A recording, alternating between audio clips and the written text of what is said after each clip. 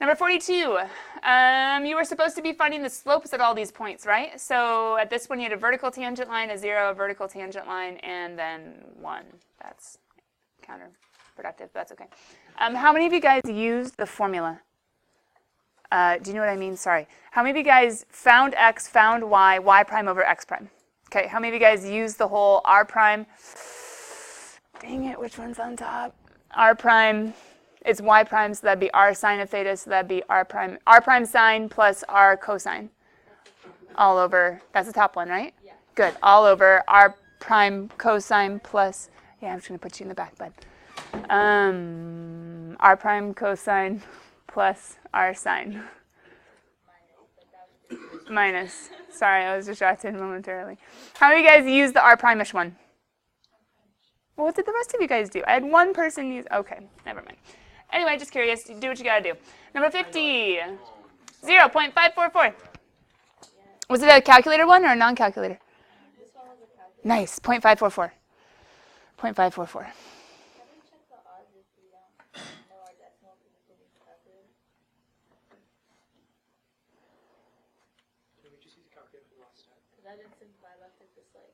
Wait, what do you mean? How do you do the odds if... Oh, because the back of the book has the non-calculator and you got the calculator? Then you throw in their answer and see what the decimal is and match it. Right? Is that an answer to your question? It's just not satisfactory. Justin? Are there specific trick identities that you want us to memorize for tomorrow's test, or is it just free for all? Well, do you have an example? I mean, power reducing I made an Endeavor card. Are there any other, like if you guys face double angle ones? Or... I don't think you've had to plug in a theta to a double angle, but you just do 2 times, which is a 5 pi over 3, for example. So you haven't had to actually do like 2 sine cosine. I don't think you've had to do any simplifying besides foiling. So the only ones are the Endeavor cards of the power reducing. Yeah. As far as I know, have you faced anything else? Okay. 64 is E and 66 is D. 64 is E and 66 is D. Is there anything that I needed to pause on up until this point, including 64, 66? Okay. Number 74. Is this the weird one where you're trying to make it match the other one? Okay, long story short, this would never be an AP question. Long story short, they're both true. So what does that mean? Do we have an Endeavor card that talks about polar? We have area between. And then we have the power reducing, right? And then slopes. Okay. What are they referring to in that homework problem, guys? Arc length, right? Yeah. Okay. So with arc length, could you have used the old school formula, parametric, well, it's new this chapter, sorry, but the parametric formula that's in the Endeavor card, the square root of x prime squared plus y prime squared? Could you have used that? Yeah. But what's the dilemma of using that? You don't have an x, you don't have a y, you're going to have to make an x, you're going to have to make a y, you're going to have to do x prime, you're going to have to do y prime. Look at what they're doing. Aren't they doing r cosine theta, r sine theta, product rule? Aren't they then foiling it all out? Couldn't it be easier to memorize this with polar? So what would be smart for us to do as far as the arc length formula that we talked about with parametric? Is x prime of t squared plus y prime of t squared good for parametric arc length, like the length of the path, yes or no?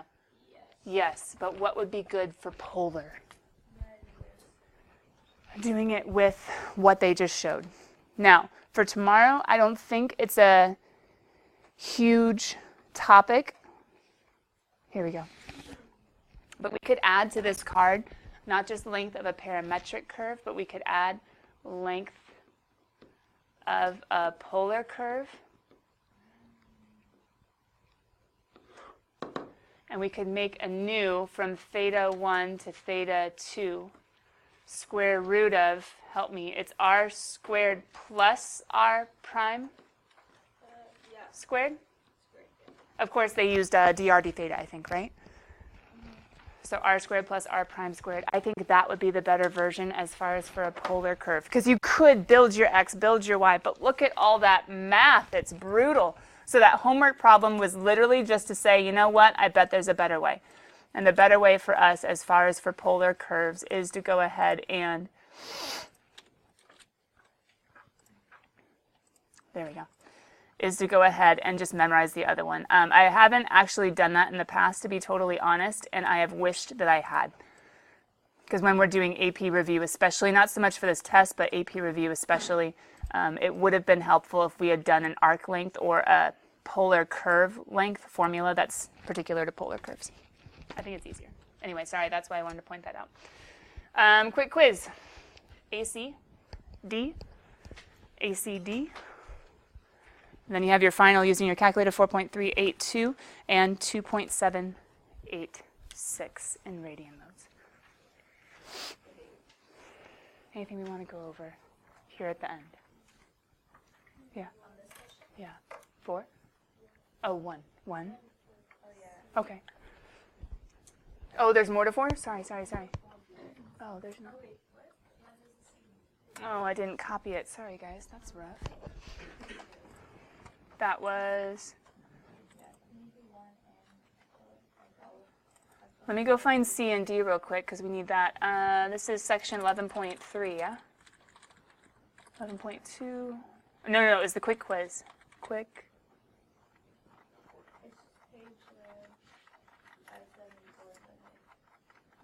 It was after the homework section, right? Here it is. A, B, C, D. Oh, yeah. There's a lot that's missing. Lo siento. Sorry.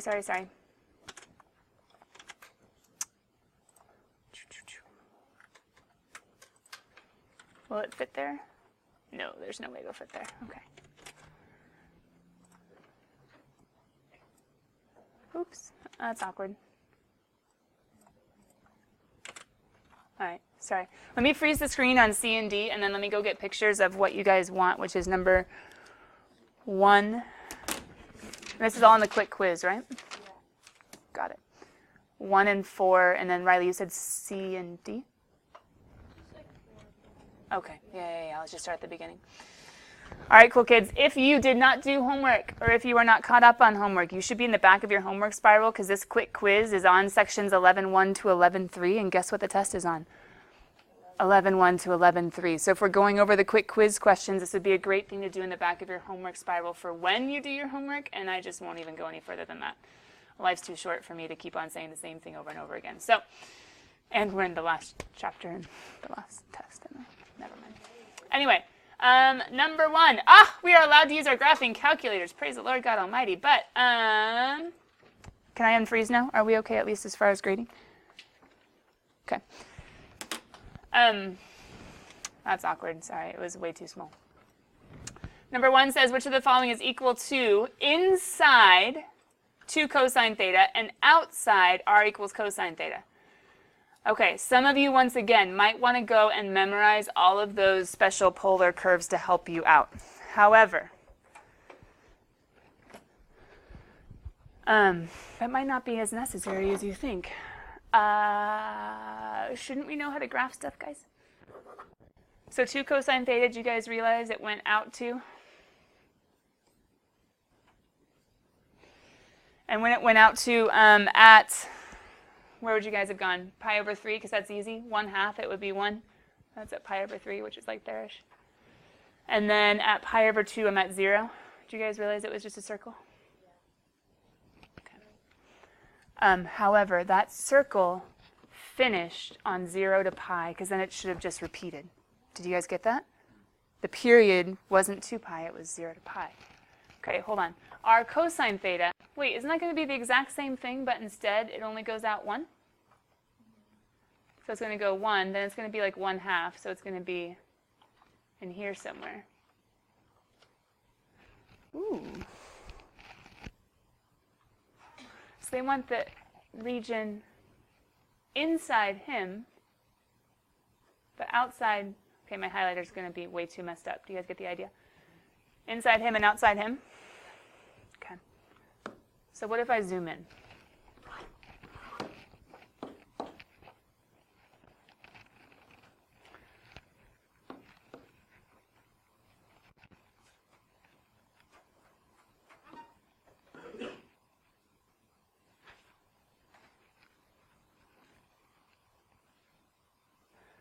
Do you get that we only have to do half of this? Right? So I'm specifically looking at this top portion. Now, technically, according to our forever cards, because they're there to help you, area between. You guys see how it's area between, right? It's not inside both. The area between. Typically, we have outer radius minus inner radius. True? 1/2 r squared, sorry. 1/2 outer radius squared minus 1/2 inner radius squared. Very similar to washers. Okay. Does this work here? Outer radius would go to the outer part, right? Are we okay?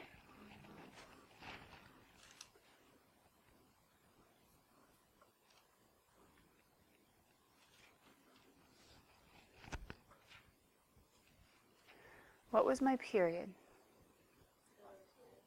0 to not pi. Think about it. It only goes from 0 to pi to get the whole thing. So if you had done your table, you would have had 2 and then 1 and then 0. It does this in 0 to pi over 2. Then, for the second quadrant, cosine's negative. Remember, negative radii, it's not going somewhere else. It's going back. So at pi, it's actually returned. Now, if you're doing the whole thing, yeah, you go 0 to pi. But I was just going to do halfway and double it. Does that kind of make sense? So 0 to pi over 2 gets me to that halfway point. For both? Yeah. Because if I was to do the other guy, he would have worked the exact same way, except instead of going out 2, he only goes out 1. Does that make sense? But 0 to pi over 2, he'd be at the exact same place. So what I would have done, as far as just me naturally setting it up and then thinking about it, I would have gone ahead and said, okay, area between is equal to 1/2 from 0 to pi over 2. Uh-oh, that's only halfway, so then I would have doubled it. So 2 times 1/2, which ends up reducing, of big R squared, which is this guy, minus little r squared, which is that guy. So I thought about the 1/2. I did. I just doubled it. Yeah, how did they get the 3?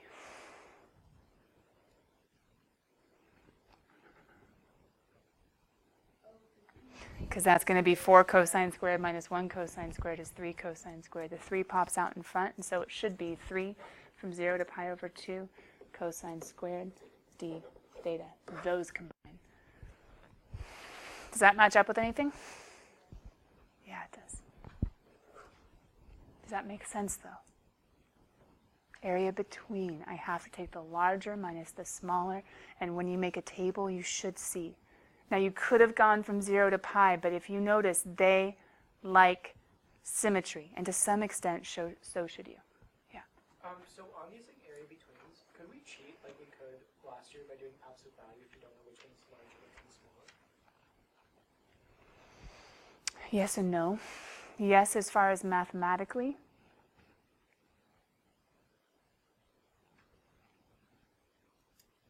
As long as it's area between. And nothing weird happens with your bounds and splitting up, although absolute value should take care of that as well. If you're not having to match to an actual expression, if you're having to match to an actual expression, they'll never do that. They'll always put it the right orientation, so you'll have to know the right orientation. And if you just throw the absolute value and don't consider the graphs, I'm not totally solid that you're going to get the bounds right. So in my mind, to get the bounds right, you do the graph, and once you have the graph, you may as well set it up right. Yeah. So number 1's good. Ish. Number 4. Okay, I'm going to go ahead and just steal number 4, put them in your notes, because then we can work. Oh, no, go away, go away, go away. Shoot. Okay. We can go work on the side. Kiddos, if you're bored at any point, not that you are necessarily, and I'm not judging you if you are, you can always have the practice test out and be playing, right? I'm not meaning to waste your time in any way, shape, or form. Let me dual page.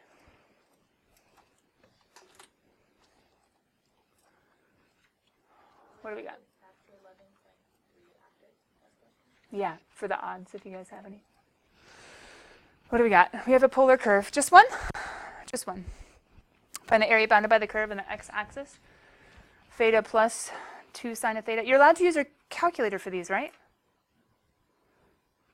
Okay. All that to say, we don't necessarily have to graph this by hand. True. Does anybody have a good picture of what they got for number 4? You used it for everything? That's okay. I mean, I'm assuming 0 to pi is good, but me, my little like safe self, which maybe you guys should try to be safe a little bit more than you are.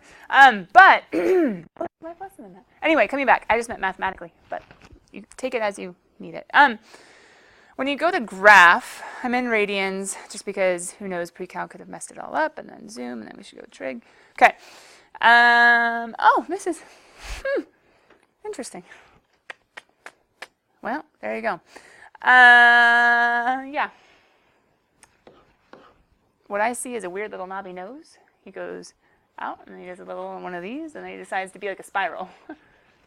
Couldn't decide what he wanted to be until later on in life. Anyway, do you guys know you can trace? You can trace the curve, because when it says bounded by the curve in the x-axis, do you realize it would be this weird little knobby part?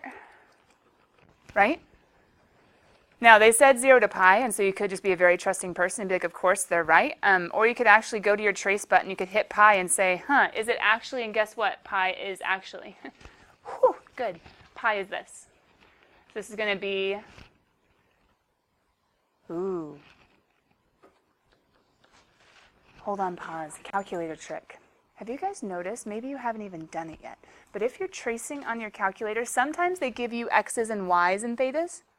But wouldn't it be nice to know r's and thetas too sometimes? Real quick, we haven't talked about this. If you go second zoom or second format, do you guys see rectangular GC and polar GC? If you go polar GC, polar graphing coordinates, and you hit the tracey button, aha, now I have r's and thetas instead of x's and y's and thetas. Anyway, just something for your graphing calculator. I'm not saying it's super crucial for tomorrow necessarily. But the ironic thing is the theta is pi, and guess what the r is also? Awkward. It's pi too. Which would make sense if you actually just plugged it in and did it by hand. But all that to say for letter A, yes, it is as easy as trusting them that they told you exactly what you needed and going ahead and throwing in theta plus sine of 2 theta squared. And since it is a calculator problem, you should have gotten your decimal okay that way. Yeah? What was your window for this thing? Because like when I graphed it, mine doesn't have a little like hunchback. I did zoom trig. So my window is 0 to 2 pi going by 0.1s. Because remember, baby steps to see all the little baby steps. What was yours? Oh, yeah. You have degree steps. If you can always do zoom trig, it'll reset. You had like a degree step for a radian window. Does this end up working out okay? Have you guys checked it?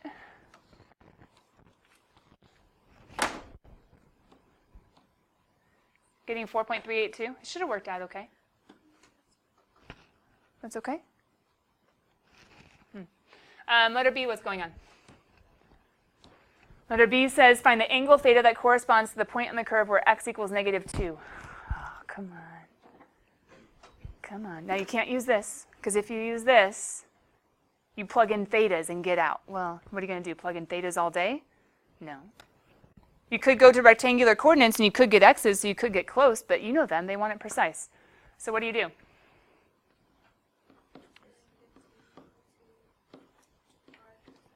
R cosine theta. No. I know. Hold on. Pause. How do I find solve using him? Graph it. Intersections or zeros. But don't do it in polar because that sucks. They don't have intersections or zeros. So what are you going to do? Go to function mode, right? And if I go to mode, and if I go to function mode, what? Well, hold on. Wait. You have choices, and I need to hear from you, my BC kids. Which ones would you choose? Would you graph this one as y1 and this one as y2 and go find the intersection? Or would you go looking for your zeros? Okay, intersections are great unless you have word problems with huge numbers. Where could those intersections lie? Who knows where? Now, yes, these should be tiny numbers because they're radian angles. So you probably are okay with intersections, but what am I warning you with whenever you have to solve an equation? Use this, but subtract and find the zeros. Because where are the zeros always going to happen? On the axis. You might have to play with your window for your x's, but you don't have to play with your y's. Does that make sense? I said it in AB, but it just doesn't really sink in until later, like algebra. Anyway, so if you guys get what you're doing, those zeros, intersections, cool. And then you can access the video today if you need to look at the answer. It's 2.786, which should be the intersection also. Yeah, but hold on, pause. What are you going to make your window in function mode?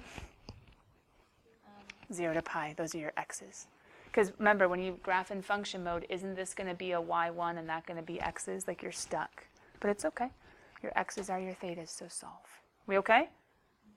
Okay. Letter C, what's going on? New range. dr is negative. How can this be seen from the graph? Pi over 3 to 2 pi over 3? Oh.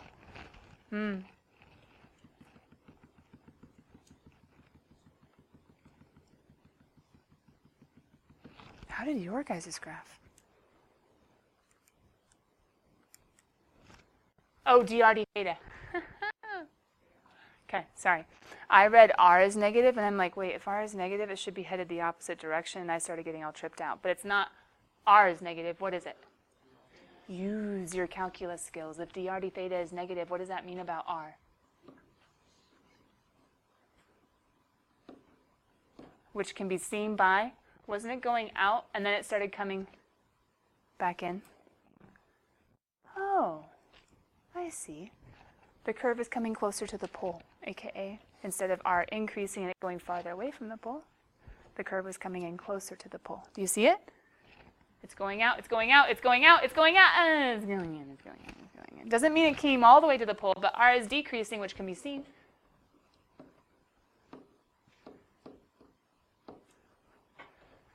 By the curve coming in closer. They love to talk about what's going on with respect to the pole. Is it going out or is it coming in? Now let's see what the actual answer key said. Lo siento, it's down here. Oh, they said the origin? No, no, no. The AP would say the pole. They would not say the origin. Origin is function mode. We're talking about the north and south pole people. So if it gets closer to is like 0, 0, basically, then r is decreasing. Yes. Because the points are, and then if r is increasing, you're going farther away from the pole. Okay, letter D. Sorry, lo siento, one more. At what angle theta is the curve farthest away from the origin? Do you understand polar? What did I just say about r increasing and r decreasing? Farther or closer? And all that is built on or measured by dr d theta. So when they say farthest from the origin, you are not maximizing a distance, x squared plus y squared square root, none of that. What you're doing is trying to find the maximum r. Because that makes sense. The maximum r is going to be farthest away, right, from the pole. Because all of your concentric circles radiate from the pole outwards. So how do I maximize r? Well, you have your calculator. Can't we graph r from 0 to pi in function mode and find the... Now, ooh, wait. Woo! What'd I just do? Does r have to be the biggest positive number to be farthest? R positive is going out and R negative is going out, right? So I just need to find, oh, stinks. I need the absolute max of the absolute value. So let's check out their analysis just because it's going to be faster than me doing it. We're maximizing R, right? But we have to consider the absolute max and the absolute min. We have to consider the highest positive and the greatest negative. Does that make sense? Because both of them are going distances out. I'm just hitting buttons everywhere. So then they went ahead and took the derivative dr d theta. Because they're trying to show work, I'm guessing it said justify. They don't ever want to see a graph and being like, oh, look, it's the highest. Yeah. Bummer. But the AP also doesn't usually ask this type of question where you could use your calculator and then be able to.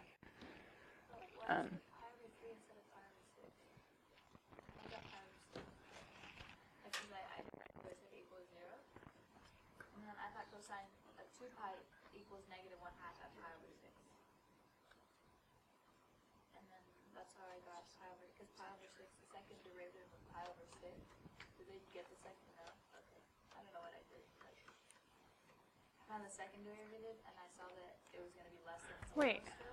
No, that's interesting. So hold on. Because you should do theta equal to pi over 3, right? Yeah. No. Negative 1/2. 2 theta is equal to 2 pi over 3. Negative 1/2. So 2 pi over 3 divided by 2. They didn't show their math, but they did the work. So 2 theta equaled 2 pi over 3. Divide by 2, you get pi over 3. You went cosine of 2 theta is positive 1/2. Pi over 3 divided by 2 is pi over 6.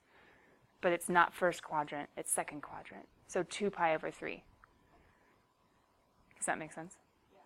And then did you just justify it? They justified the test with r prime. And they said, hey, it goes from a positive to a negative of the first derivative, so therefore there is a max.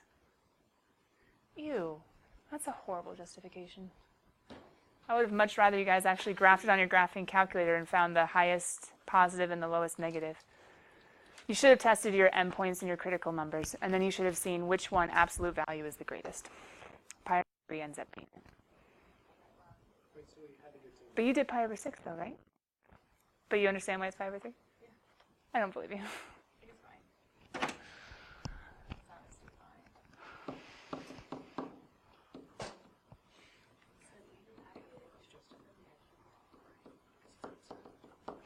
The answer key did not show it well, so hold on. So they just.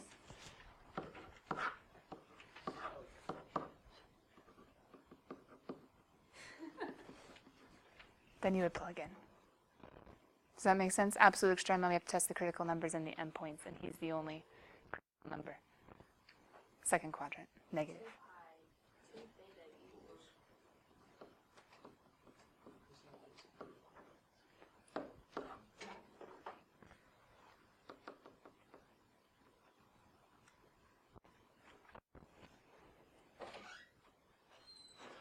Pi over 3 is a positive 1/2. 2 pi over 3 is the negative 1/2. But then you had, no, but the book was wrong. I didn't like the book's analysis. You would have had to plug in the endpoints and the critical numbers, take the absolute value of the r, and I just hope that he's the highest, and they actually did it right. I don't know. I'm hoping they did it right. Does that sound good? Okay. Yeah. Yes. Okay. So we've gone over any questions that, it's a spiral. I know, but you said it has a little color, like a lot there. A little Humpty Hump.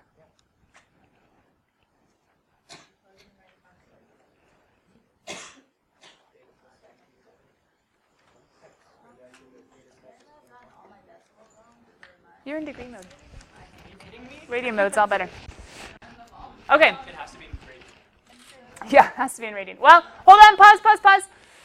The only time I would want you to go in degree mode is if you're trying to visualize the angles at which things are happening on your polar curve, and radians you're not going to see. Unless you have pi over 6, pi over 3, pi over 2 memorized as decimals, you might want to go to degrees to be like, oh, I think it's 45-ish. Let me check pi over 4. That's the only time I'd ever want you to go degrees on an AP calculus test. It's in polar. Now your window's all wrong. Try zoom trig again because you're doing degree windows. Stop it. Yes. There you go. Maggie. 11.3? Do you have to do like the work for like all the odds too? Because like a lot of my decimals are wrong, and I just feel like I want to know if I'm setting it up wrong or if it's because like my mental math or something I did. Like I just want to see my steps. For basically all the odds, I got the wrong answer. Oh, and you don't have CalcChat, so you can't see what the steps are. No. So it'd be helpful to have the odds to check because your decimals aren't matching Yeah, up so with the make others. sure, like, I'm setting up my intervals right. Got it. What the problem is. Do you think that would be enough for 11.3 if I add the odds? Yeah, I did that. Yeah, 'cause I just want to see where I went wrong. 'Cause, like I felt like I did it right, and then all my decimals are wrong in the Okay. I'm going to go ahead and add on. Actually, Maggie, can I just do this? Can I send you over here to the screen and you look at the odds? Does anybody else want to see the odds worked out? It'll be on the video, but you can watch Maggie as she scrolls. Is that cool? And I can be available for other questions and give you specific hints about the test. So Maggie, you come through and scroll through on the odds that you need to see. It'll be on the video for those of you that maybe this will be too fast, and you can pause it and analyze it longer tonight. Does that make sense? I think this is 11:3 if you go back to the beginning. Okay, as she does that, let me go ahead and, because I know you guys are like, what the crap is this test going to be? You have the practice test in front of you, true? Okay. I mentioned just a second ago that the practice test was possibly lacking in a few areas.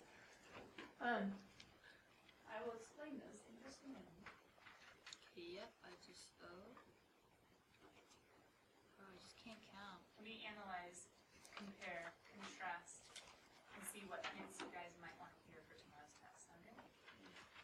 Meanwhile, the odds are being shown up here on the screen if you want to take any deeper analysis of how, I think they did them all by hand, right? You left your mic over here.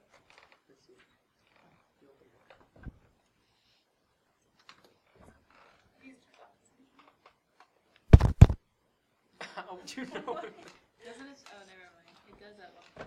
Okay, well, my work's right. I mean, it's bad, that's good. Does anybody want to, because you might have questions on the odds, pause this if she gets to one that you want us to look at, because I can try to explain. Were there any odd questions on 11.3? Okay. Yeah. Practice test?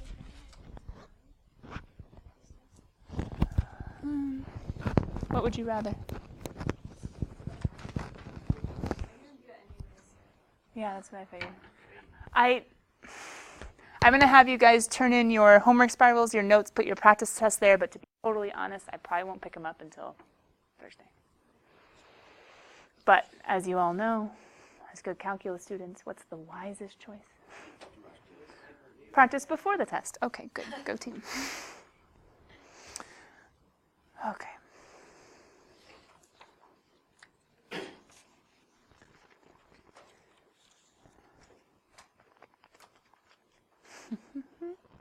You're welcome. You're welcome on that one too. Were there RQs? That's what the you're welcome's for. Oh. There's one parametric FRQ and one polar FRQ. You're welcome.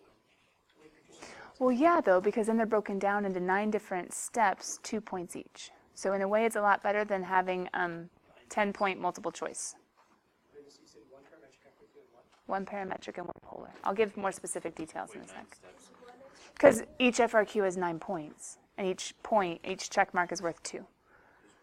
So it splits out the points as opposed to. I'll give specifics in a second. Let me look at the practice test real quick.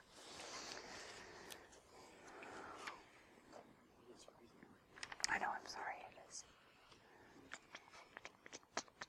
You guys need to know your endeavors tomorrow. In some ways, I really wanted an endeavor quiz today, but in some ways, you just need to know them. I was okay you knowing them tomorrow and not today. You know what I mean? But I will make a bonus, an endeavor formula. This chapter only. Yeah. Steve, how do you do like speed with like vectors? Magnitude, which means the integral of. Wait, what'd you say? Speed?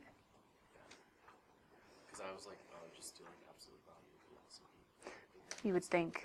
But absolute value of velocity, absolute value in vectors is actually the magnitude of the vectors, which is the hypotenuse to the horizontal and vertical components, which means square root of a squared plus b squared. Or in our context, square root of, to find the speed vector, the square root of x prime squared plus y prime squared. Okay. So you just do So it is absolute value, but in vectors it's magnitude. So Pythagorean theorem. square root of that. Okay. And then if you need total distance, which is the integral of speed, it's the integral of the square root. But in our endeavor card will help So out. speed is not the integral, it's just the square root of Right. x squared. Right. Total distance is the integral of speed. Okay. Maybe see if it gives the hypotenuse. Then you still got to I don't think they're going to give you a speed vector. Does that make sense?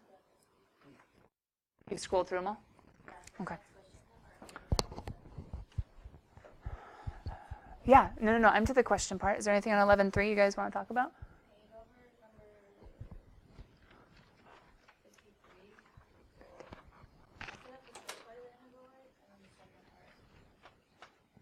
Let me see if this is one of the places where the practice test is lacking too.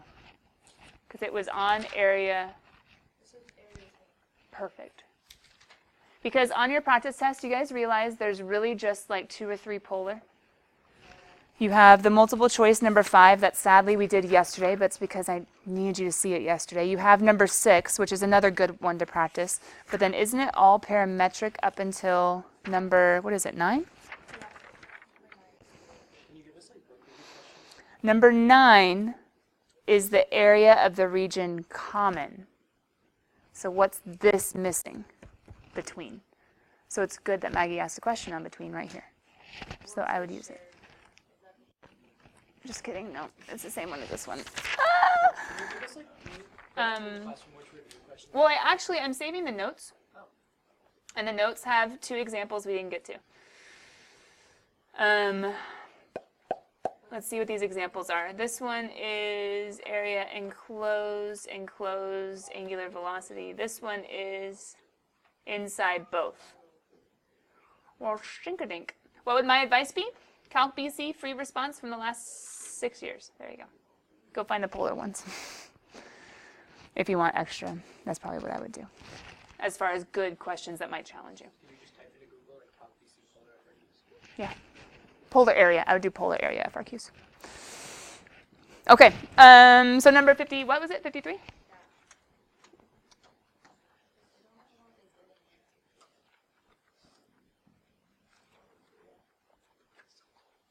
I know, I'm sorry, Los Santo.